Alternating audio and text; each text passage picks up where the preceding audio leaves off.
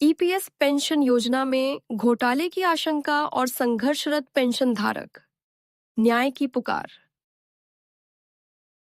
हमने अपनी पूरी जिंदगी काम में लगा दी, लेकिन बुजुर्ग होने पर हमें भीख मांगने पर मजबूर किया जा रहा है। क्या यही हमारी मेहनत की कीमत है? एक ईपीएस पेंशन धारक की पीड़ा। ईपीएस पेंशन योजना सुरक्षा का वादा या धोखा? कर्मचारी पेंशन योजना ईपीएस की शुरुआत 1995 में इस उद्देश्य से की गई थी कि सेवानिवृत्त कर्मचारियों को वित्तीय सुरक्षा और सम्मानजनक जीवन मिल सके। सरकार और कर्मचारी भविष्य निधि संगठन ईपीएफओ ने यह वादा किया था कि जो लोग अपनी पूरी जिंदगी देश की सेवा में लगा देते हैं, उन्हें वृद्धावस्था में भूखा नहीं सोना पड़ेगा। लेकिन आज की स्थिति यह है कि ईपीएस पेंशन धारकों को अपने ही पैसे के लिए लड़ना पड़ रहा है। ईपीएस पेंशन धारकों की प्रमुख समस्याएं: पेंशन की नगण्य राशि।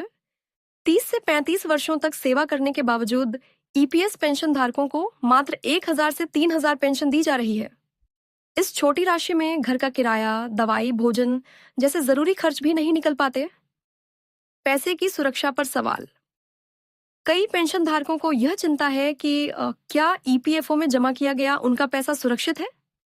कई मामलों में देखा गया है कि पेंशन का पैसा महीनों तक अटका रहता है, जिससे बुजुर्गों को भारी परेशानी का सामना करना पड़ता है। सीबीआई जांच की उठी मांग। कई पेंशन धारक इस सवाल को उठा रहे हैं कि अगर हमारा पैसा सुरक्षित नहीं है, तो इसकी सीबीआई जांच होनी चाहिए। ईपीएस पेंशन में गड़बड़ी और घोटाले की आशंका से पेंशन धारकों में रोष है। योगदान के बावजूद न के बराबर लाभ। ईपीएस पेंशन धारकों का यह भी कहना है कि उन्होंने अपने वेतन से योगदान दिया था, फिर भी उन्हें कोई बड़ा लाभ नहीं मिला। जो कर्मचारी पेंशन योजना में योगदान नहीं देते थे, उन्हें भी आज 3000 की पेंशन मिल रही है। तो फिर योगदान करने वालों को और अधिक पेंशन क्यों नहीं मिलती? मृत्यु के बाद पेंशन का रिफंड न होना। यदि कोई पेंशन धारक निधन हो जाता है, तो उसका जमा किया हुआ योगदान नामांकित व्यक्ति को वापस नहीं किया जाता। क्या यह अन्याय नहीं है? पेंशन की प्रक्रिया जटिल और धीमी। कई पेंशन धारक महीनों तक ईपीएफओ कार्यालयों के चक्कर लगाते हैं, लेकिन उनकी पेंशन समय पर नहीं मिलती। यह बुजुर्गों के सम्मान के खिलाफ है। कलबुर्गी में ईपीएस पेंशन धारकों का महासम्मेलन और आंदोलन की तैयारी। अब और इंतजार नहीं। अगर 31 अगस्त तक समाधान नहीं मिला, तो आंदोलन तेज होगा। 18 अगस्त 2024 को कलबुर्गी में ईपीएस पेंशन धारकों का एक बड़ा सम्मेलन हुआ, जिसमें हजारों पेंशन धारकों ने भाग लिया। इस सम्मेलन में प्रमुख नेताओं ने ईपीएस पेंशन की दयनीय स्थिति पर गंभीर चिंता व्यक्त की और सरकार को चेतावनी दी कि अगर 30 जनवरी तक उनकी मांगें पूरी नहीं हुई, तो वे देशव्यापी आंदोलन छेड़ देंगे। सम्मेलन के प्रमुख बिंदु: वीरेंद्र सिंह रजावत, राष्ट्रीय महासचिव, ने कहा, अगर हमारी मांगें नहीं मानी गईं, तो हम ईपीएफओ के दफ्तरों पर ताले ठोक देंगे। हमने वर्षों तक इंतजार किया, लेकिन अब और नहीं। अशोक रावत, कमांडर, ने कहा, मंत्री और ईपीएफओ अधिकारियों से बातचीत जारी है। हम चाहते हैं कि ईपीएस पेंशन धारकों को कम से कम 7500 रुपये प्लस डीए मिले। पेंशन बढ़ाने की मांग।